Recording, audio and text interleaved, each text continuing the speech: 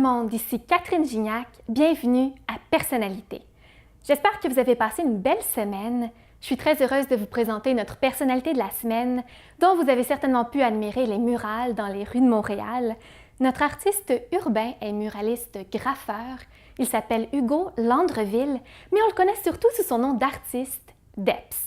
C'est avec un très grand plaisir que je le reçois en studio aujourd'hui. Alors, bonne émission! Bonjour Hugo et bienvenue à Personnalité. Catherine. Bonjour Catherine, merci de me recevoir. Ça fait vraiment plaisir. Ton nom d'artiste, c'est Deps. C'est Deps. Deps, qu'est-ce que ça veut dire? Qu'est-ce que ça veut dire? Je vais être franc avec toi. Dans le fond, Deps, il n'y a pas de signification en tant que telle. C'est vraiment...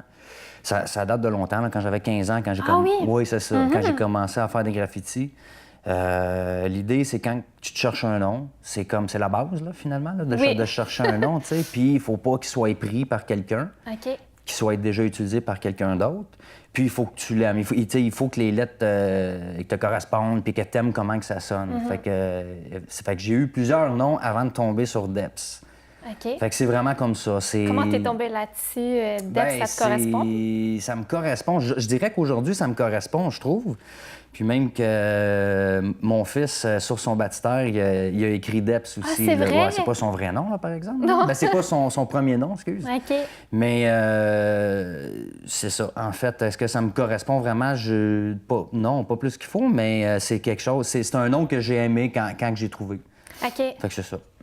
Deps. Puis, mais c'est un nom très court, donc on s'en rappelle. Quand on le voit sur les murales. C'est ça. Partout sur les murs de Montréal, on sait que c'est toi. On sait que c'est moi. Donc, tu es muraliste et graffeur. Exactement. En quoi ça consiste exactement? Ça consiste, en fait, en termes comment je pourrais dire ça? Pour mon entreprise, c'est pour m'identifier, parce que si je fais juste dire graffeur, les gens les gens qui veulent me contacter pour obtenir mes services, ils vont penser juste au graffiti, C'est moins large, tandis que muraliste, ça touche plus large. Fait que c'est pour ça que j'utilise les deux.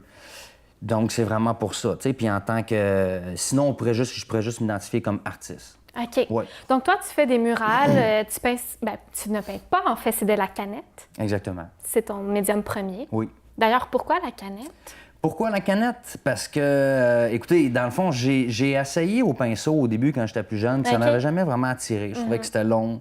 Je trouvais que ça séchait pas vite. Puis c'était dur de faire les choses. Puis à la canette, j'ai trouvé ça efficace. Je trouvais que c'était un peu trash, là, excusez-moi l'expression, là, mais c'est plus trash. Ça me correspondait plus, dans le fond. Oui? C'est ça. Mais j'étais pas en recherche d'essayer de trouver un style ou quoi que ce soit, même s'il est venu en moi sans que je le sache puis sans que je le cherche, le graffiti. C'est vraiment venu comme ça. Puis là, c'est ça. J'ai tombé sur la canette puis j'ai dit ça, j'aime ça. Bien, justement, comment c'est venu à toi? Comment tu as commencé à t'intéresser à ça? J'ai commencé à m'intéresser à ça à 15 ans. J'avais un de mes amis qui en faisait. En fait, j'avais déménagé à Montréal. Puis avant, j'étais à Blainville. Puis à Blainville, il n'y en avait pas de graffiti. Puis quand j'ai déménagé à Montréal, j'ai un de mes amis qui en faisait. Puis c'est vraiment comme ça que j'ai été En fait, j'ai été influencé. Puis ça m'a intéressé. Mais il y a un autre petit step de plus encore qui m'a vraiment donné le goût de continuer à ça. C'est quand que je me suis promené sur la rue Mont-Royal, je ne me rappelle plus à quelle hauteur, mais il y avait une murale c'était un artiste, il s'appelait Zen. Puis j'aimais son style. Puis j'ai trouvé que oui, il y avait du graffiti, mais c'était plus poussé encore que juste... Ça ressemblait à quoi, par exemple? Celui que je parle, là, sur Mont-Royal, c'était sur une porte. Puis il y avait comme un moine. En fait, il avait dessiné un moine, puis il y avait un lettrage là aussi à travers ça. Puis j'aimais ça me correspondait. Il y avait comme un petit côté mystique là, qui était là. Puis je me suis dit, OK, c'est plus large que juste faire une signature. C'est ça, tu sais. Puis c'était durant ton adolescence? Oui, ça, j'avais 15 ans, en fait, 15 c'est ans. ça. Puis tranquillement, ça a évolué comme ça, puis j'ai jamais perdu la passion. La passion est venue à moi tout seul, sans que je le... Puis même après toutes ces années, tu es toujours aussi passionné, tu te tannes pas de toujours faire de la canette, des murales, non? C'est ça. Mais tu sais, je sais pas si tous les artistes sont comme ça, mais moi, c'est comme ça. Des fois, je me dis, ça se peut que la passion à part comme est venue, fait que j'en profite, tu sais. Mais non, j'ai pas... Parce qu'il y a des défis tout le temps, tu sais, ça peut être un mur plus gros, un dessin plus compliqué, même aller faire une peinture dans un autre pays, fait que c'est pas illimité, mais j'ai pas encore exploré tout, tu sais, de cette passion-là. Mais tu trouves toujours l'inspiration? Tu crées toujours de nouvelles choses? Pour l'instant, oui. Pour l'instant, oui. C'est comme un chanteur qui est devant... le jour qui va arriver devant sa page blanche, il sera plus capable, probablement que je vais arrêter. Qu'est-ce que tu préfères faire? J'ai vu que tu faisais beaucoup de visages. Oui, c'est ça. Ah oui? Ouais. Moi, c'est ça que je préfère faire. Pourquoi? C'est ça qui me parle le plus. Comment ça? Je sais pas. Mais c'est ça qui me parle le plus. Je trouve que dans les... Écoute, je dis je le sais pas, j'ai quand même une idée, mais je trouve que dans l'être humain, c'est là qu'on va chercher le plus d'émotions, finalement. Ça me correspond, ça me correspond. Il y en a que ça va être d'autres choses, là, des paysages ou de l'abstrait. Puis moi, c'est vraiment le corps humain, les visages qui m'inspirent et qui me donne envie de le faire. Puis même au long de la création, j'ai comme, tu sais, quand je fais les yeux, quand je vois le visage se définir, ça me fait quelque chose en dedans. Est-ce que tu sais à l'avance à quoi va ressembler le visage ou ça arrive au fur et à mesure? C'est ça. La plupart du temps, je vais avoir une photo avec moi. Finalement, je me base sur une photo. Puis après, c'est sûr, je me laisse aller là-dedans, mais c'est ça, je me base sur une photo. Fait que j'essaie d'avance qu'est-ce que ça va donner la plupart du temps. Souvent, les yeux que tu vas dessiner, il y a quelque chose, il y a une étincelle. Oui. C'est là que tu vas chercher l'émotion? Partout dans le visage. OK. Oui, partout dans le visage. Même de la façon qu'il va être placé, les cheveux. Mais c'est sûr que les yeux, c'est de là que tout sort, là, finalement. Là. Mais c'est ça que j'adore faire. Est-ce que tu es très observateur? Est-ce que tu vas observer les gens pour... Oui, c'est ça. C'est définitif. OK. Oui, non, c'est ça. Je sais que j'avais déjà parlé de ça à quelqu'un d'autre. C'est que quand j'arrive, moi, quelque part, c'est les personnes que je remarque. C'est pas le mobilier ou l'odeur ou les lumières. C'est vraiment les gens que je remarque en premier, tu sais. Fait que peut-être que c'est un lien là-dessus aussi, là, pourquoi que je choisis de faire des visages plus que d'autres choses. Est-ce qu'il y a des couleurs que tu préfères? Écoutez, avant, j'étais beaucoup dans noir et blanc, et gris, là, dans le fond. Là. Puis de plus en plus, je m'ouvre à toutes les autres couleurs, dans le fond. Oui, c'est ça. Puis même, je trouve ça finalement plus intéressant. Puis tu sais, j'évolue parce que l'année passée, justement, j'étais plus noir et blanc. Puis là, tu sais, j'aime ça amener d'autres couleurs. Je trouve que ça donne quelque chose d'autre. Oui. Oui, ça, j'adore ça. Quelles œuvres est-ce que tu as réalisées dont tu es le plus fier? Le plus fier, ça, c'est une très bonne question. C'est sûr qu'il y en avait une que j'ai faite à Laval. C'est un truc amérindien. Okay. Ça, je l'ai aimé, celle-là. Ça a été une des premières murales que j'ai eues comme carte blanche, puis que j'ai eu un gros mur. Ça a été vraiment... c'est une de mes préférées, mais sinon, de plus en plus, je commence à prendre du temps pour moi puis de faire des murales pour moi. Parce que la plupart du temps, c'est des commandes que je fais quand c'est des gros dessins. Une grosse murale, fait que je prends moins le temps de faire des choses pour moi, tu sais. J'ai appris à me donner du temps puis faire qu'est-ce que moi je voulais faire. On va s'arrêter pour une courte pause et puis rester là en compagnie de Hugo Landreville. On est de retour à Personnalité en compagnie du graffeur Hugo Landreville. Hugo, tu fais des magnifiques murales, des superbes graffitis à Montréal. Oui. Mais est-ce qu'on a le droit de faire ça n'importe où? Pas n'importe où, c'est sûr. Bien, probablement, la plupart des murales que je vais faire, je vais être payé, fait que je suis autorisé, tu sais. OK, c'est des contrats. Oui, c'est ça, c'est des contrats. Sinon, il y a des murs légaux aussi à Blainville, mais à Blainville aussi, mais à Montréal. OK. Puis il y en a un mur légal, n'importe qui peut aller faire... C'est ça, on arrive là, on fait notre dessin, puis ça se peut que le lendemain matin, quelqu'un d'autre arrive, il l'efface, il fait un autre dessin. Mais c'est pas grave, c'est comme ça, tu sais, là. Ouais, c'est ça. C'est un art éphémère, en quelque sorte. Oui, la plupart du temps, oui. Ben, en tout cas, sur les murs légaux, là, ça, c'est des murs éphémères. Sinon, il y a des endroits aussi abandonnés qu'on peut aller toujours là, mais... Est-ce que ça te fait de la peine de voir tes dessins disparaître? Non, je suis vraiment pas attaché à mes dessins. Peut-être les toiles que j'ai faites, ça serait plate d'en briser une, là. Mais non, je suis pas attaché. Vraiment pas, non.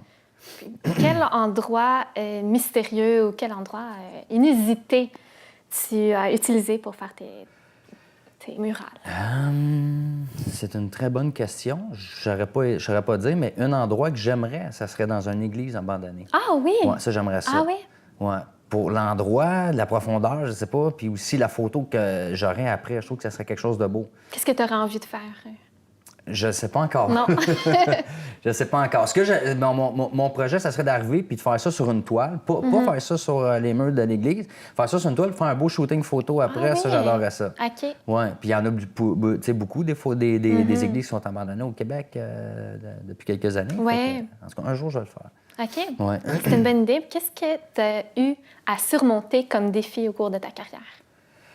Bien, écoutez, je pense que c'est la même chose pour n'importe quel artiste. Oui. C'est vraiment, au début, on mange des toasts au beurre de pinot beaucoup, puis, tu sais, c'est de continuer là-dedans, puis c'est pas de lâcher, parce qu'il y a plein d'autres artistes que je connais qui sont super talentueux. C'est pas s'il n'y a pas là de problème, mais ils se sont découragés parce que, mettons que t'as pas de contrat pendant un an, mais je veux dire, pendant un mois, ben t'as pas d'argent. Fait que se sont décidés de prendre un autre job en attendant. OK. Tout ça. Fait que c'est vraiment... Le plus gros défi, c'est ça. C'est vraiment d'avoir des contrats, puis de pas lâcher, puis de continuer. Puis c'est sûr qu'il y a une difficulté financière qui vient avec ça au début. J'imagine comme n'importe quelle entreprise, finalement. Non? Mais finalement, toi, tu arrives à en vivre. Exactement. OK. Oui, c'est ça, exactement. Puis, donc, tu fais également des murs pour des chambres d'enfants, pour des écoles aussi? Oui, des écoles, des hôpitaux, j'ai fait ça. J'ai fait des entreprises, des festivals. Okay. Les chambres d'enfants, je dirais, ça a été plus dans mes débuts. C'est sûr qu'aujourd'hui, j'en fais moins, là. Oui. Parce que plus qu'on... Moi, ce que j'aime, c'est d'avoir carte blanche, d'avoir la chance. Puis ça, c'est plus dans les festivals ou les gros événements. C'est là qu'il dit, gars, ou des fois, il y a un thème de base, mais il te laisse aller, tu sais. Okay. Ils veulent la créativité de l'artiste. C'est ça qui est intéressant, tu sais. OK. Donc, c'est ça. Mais tu fais aussi du body painting. Oui, exactement. C'est quoi, le body painting? Bien, c'est de la peinture sur une personne. OK. Puis, je trouve ça intéressant, parce que c'est... Tu sais, comme quand on fait ça sur une toile, on n'a pas d'interaction avec personne. Tu sais, on est devant notre toile, c'est ça. Mais avec quelqu'un, il y a quelque chose qui... Je sais même pas comment l'expliquer, mais il y a un contact qui se fait avec l'autre personne. Tu sais, au début, comme gêné un petit peu, là, moi, on n'est pas à l'aise. Puis là, à un moment donné, il y a quelque chose qui s'installe, puis... C'est vraiment... il y a une magie qui se passe là, dans le body painting. C'est sûr que j'aime ça. La chose qui est moins le fun, c'est qu'après 1 heure ou 2, ben, la personne est tannée d'être debout devant moi. Fait que ça, c'est ce qui est désagréable un petit peu là-dedans. Mais oui, j'en fais. Mais c'est intimidant un peu au début? Peut-être pour la personne. Pour la personne. Oui, c'est sûr que c'est intimidant. Ben, il y en a qui non. Il y en a qui sont plus à l'aise avec ça. Mais Dans quel cadre tu fais du body painting? En fait, c'est personnel. Personnel? Oui. J'ai pas eu encore la chance d'en faire dans un festival ou... C'est vraiment personnel. Fait que c'est un échange de services. La personne, mettons, je lui demande, veux-tu que je t'en fasse un? Elle me dit oui. Fait que je la paye pas, elle me paye pas. Puis, OK. Des fois dans des festivals ou des bien, ça, on pourrait, là, tu sais, ça un jour, oui. OK. Donc, tu fais du body painting, mais ça, c'est à la canette ou c'est au pinceau? C'est au pinceau. OK. Oui. Faire la canette sur une personne, je pense pas qu'elle aimerait ça. OK. Donc, pinceau. Tu touches aussi au pinceau? Un petit peu. Un petit peu. Ou sinon, avec mes doigts, tu sais, je peux y lancer des... OK. Mais c'est quoi les difficultés du pinceau face à la canette ou de la canette face au pinceau? Bien, moi, je trouve... plus les différences, là, c'est qu'au pinceau, bien, en tout cas, pour le body painting, c'est sûr que c'est une question de santé-sécurité, là, dans le sens que je veux pas y sprayer de la peinture qui saute pas, là, sur elle, là. Mais je dirais que c'est ça, en fait, c'est vraiment côté utilitaire, parce que je sais aussi, des fois, j'en fais au airbrush, mais j'aime moins ça parce que ça donne un fini comme plus mat, un petit peu, tandis qu'au pinceau, c'est plus opaque, on voit les couleurs, en fait. OK. Fait que c'est vraiment ça. Mais est-ce que tu as envie d'essayer de faire des toiles ou des murales au pinceau? Des murales au pinceau, non. Parce que c'est vraiment trop long. Mais des toiles, c'est sûr, c'est quelque chose qui m'intéresserait un jour d'essayer de peindre à l'huile, tu sais. Ça, c'est sûr, mais tranquillement. Puis à un moment donné, moi, je me dis, il faut que je choisisse mes batailles, tu sais, parce qu'il y a des gens qui me disent, hey, tu peux faire du tatou, tu peux faire ci, tu peux faire ça. Mais c'est que le temps que je passe à faire du tatou, ben je le passe pas à faire de la canette, puis c'est là-dedans que je m'épanouis, puis que c'est ça que j'aime. Mais justement, la canette, qu'est-ce que tu aimes tant là-dedans? Qu'est-ce que j'aime tant? Moi, je trouve que c'est... Bien, premièrement, comme côté théorique, je veux dire côté pratique, ça va vite. Tes couleurs sont toutes là, tes voix sont là, il n'y a pas de... Il n'y a pas de perte de temps, en fait, tu sais. Puis il y a beaucoup de choix de couleurs aussi. Puis côté plus personnel, ses préférences artistiques, je dirais parce que ça me correspond plus. C'est plus trash, là, dans le fond. C'est comme... OK. Me laisse aller plus là-dedans. Pinceau, c'est long, tu sais. Mais est-ce que tu arrives à être aussi précis avec la canette? Ouais. Quand tu fais des visages? Bien non, mais ça dépend, là. Il y a des limites, là. Mais on peut... Honnêtement, ça peut être très précis, la canette, là, quand on la travaille bien, puis que c'est pas trop petit non plus, le dessin qu'on fait. Là. OK. Ouais. Puis en ce moment, où est-ce qu'on peut admirer tes œuvres? Mes œuvres? Bien, je dirais qu'il y en a un peu partout, à Laval, à Montréal. Sinon, attends, j'essaie de vous trouver une adresse. Écoutez, sur Sherbrooke, pas loin de la 25, je sais que j'en ai fait une là, sur le restaurant Le Barroso, un restaurant portugais qui est super bon. Donc, c'est eux qui t'ont demandé? Oui, eux, avec la Ville de Montréal, on a eu le financement pour la faire. Ça, c'en est une. Sinon, à Laval, là, sur le boulevard Sainte-Rose, à la hauteur de la 13 à peu près. OK. Oui. On va faire un tour, mais on va d'abord s'arrêter pour une courte pause. Et on revient tout de suite après. Restez là. On est de retour à Personnalité en compagnie du graffeur Hugo Landreville. Hugo, tu donnes aussi des cours de graffiti? Oui, je donne aussi des cours de graffiti. Comment ça se passe? Comment ça se passe? Mais en fait, la personne, elle m'appelle, puis elle me dit qu'elle veut suivre des cours. C'est des cours privés? Oui, j'ai des cours privés ou des cours en groupe. En fait, ou des fois, c'est même avec les écoles. Mais il y en a un particulièrement, il s'appelle Dylan, je pense qu'il avait 13 ans ou 14 ans, tu sais, puis je l'ai initié à ça. Sa mère m'avait contacté pour justement pour avoir des cours. Ah oui? Et puis ce temps-là, lui en fait, puis il y a quelques contrats là, à qu'est-ce qu'il me dit. Puis on l'avait amené aussi dans un concours à Gatineau, puis il a gagné le premier prix intermédiaire. Là, il y a plusieurs catégories. Là. Fait que c'est encourageant de voir ça, puis de transmettre sa passion à quelqu'un qui est intéressé, c'est le fun. C'est toujours le fun. Donc, si on a envie de suivre des cours avec toi, de suivre des ateliers de graffiti, comment on fait pour te contacter? On me contacte sur mon site web, graffitimural.com. Parfait. Puis, il y a dans l'onglet Contact, dans le fond, sur mes courriels. OK, parfait. Et donc, on peut apprendre à faire des graffitis. Oui. On peut apprendre à faire des photos, bien, pas des photos, mais des visages. Bien, la base de qu'est-ce que je montre, c'est comment on sert de la canette. Après ça, si la personne veut faire du lettrage, des visages, des paysages, de l'abstrait, ça, c'est à elle de choisir. Mais juste de savoir manier la canette, déjà, c'est un bon plus pour pouvoir s'épanouir là-dedans, en fait. Et toi, qu'est-ce que tu as envie de transmettre à travers ton art? Moi, je suis pas un artiste, honnêtement. Je suis pas un artiste qui essaye de transmettre quoi que ce soit. Si je transmets quelque chose, c'est vraiment comme pour moi, puis j'ai pas l'impression de transmettre quelque chose aux autres. Tu sais, je l'ai toujours fait pour moi. J'ai fait de la musique aussi, puis je le faisais pour moi. Je sais pas de transmettre. Mais à quelque part, c'est sûr que je transmets là, quand même, là, mais c'est pas mon but premier. Donc, honnêtement, non, j'aurais rien à transmettre. Non. Mais est-ce qu'il y a des gens qui vont voir tes œuvres, par exemple, puis qui disent, qui t'ont fait des commentaires sur... Ça, c'est sûr. Puis comme tu parlais tantôt des yeux puis de l'émotion, c'est souvent ça qui revient, dans le fond, de l'émotion qui ressort du dessin. Mais c'est pas comme mon premier but, tu sais, de dire, OK, je veux que les gens ressentent telle émotion, quelque chose comme ça, là. Moi, je le fais, puis... Tu le fais pour le plaisir? Je le fais pour le plaisir avant tout. Vraiment. Vraiment. Puis ça m'aide, tu sais, comme... Pas que ça m'aide, mais c'est que je tombe en méditation quand je fais ça. Ouais, explique-moi ça. Bien, écoute, c'est comme si... Tu sais, la méditation, c'est que tu vois tes pensées en dedans de toi, mais ils t'envahissent pas, puis ils coulent, puis c'est comme une rivière qui coule, puis c'est la même chose, moi, quand je fais un dessin. Tu sais, je peux passer 8 heures devant mon dessin, puis, tu sais, je vois toutes mes pensées, puis ça fait juste découler. Ah oui? Ouais, ça, c'est un bienfait, mais encore là, je le fais pas pour ça, mais c'est un plus. Mais t'es chanceux, parce que la plupart des gens vont faire de la méditation en dehors des heures de travail pour réduire le stress, alors que toi, tu peux le faire pendant ton travail. C'est ça. J'ai vraiment de la gratitude de faire ce que je fais, honnêtement. Qu'est-ce qui s'en vient pour toi maintenant? Qu'est-ce qui s'en vient pour moi? Bien, plein de projets. C'est sûr, moi, je continue à faire tout ce que j'ai envie de faire.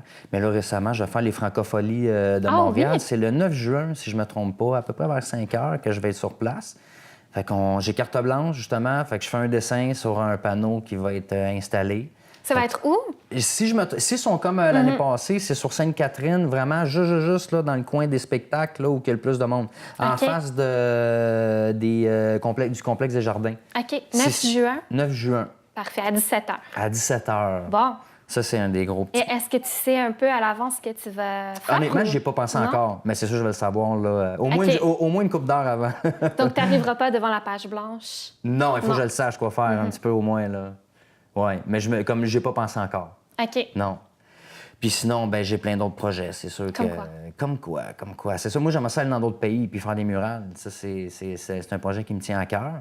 J'aimerais ça faire des plus grosses murales. Est-ce que tu l'as déjà fait dans d'autres pays? Non, pas encore. Non, pas encore, mais je travaille là-dessus, puis c'est sûr que ça va se réaliser un jour. OK. Oui.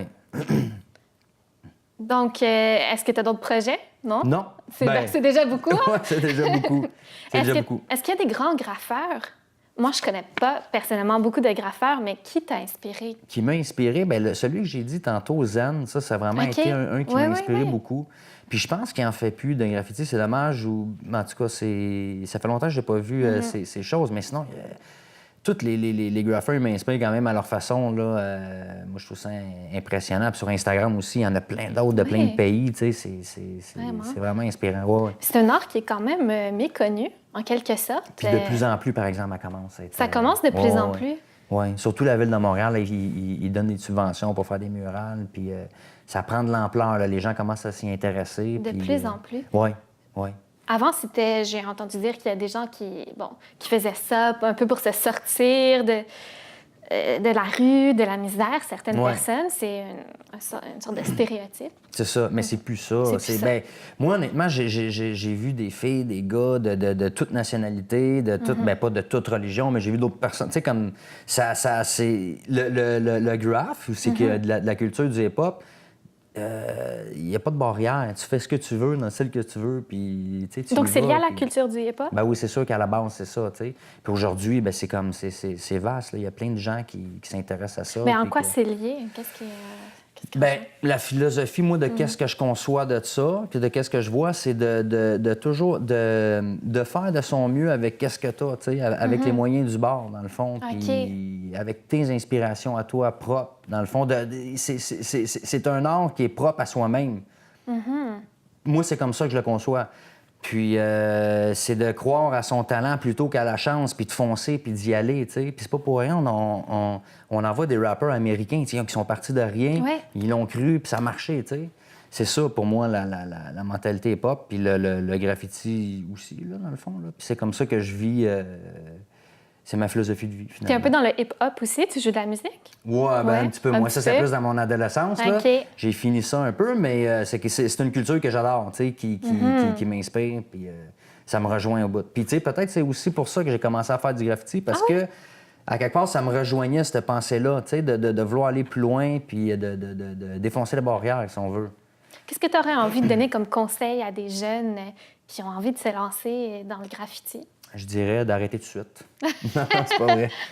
Non, je dirais il y aurait deux volets. Le volet artistique, c'est fait qu'est-ce que toi t'aimes. Essaye pas de faire ce que les autres aiment. Puis un jour, tu vas être bon dans ton style.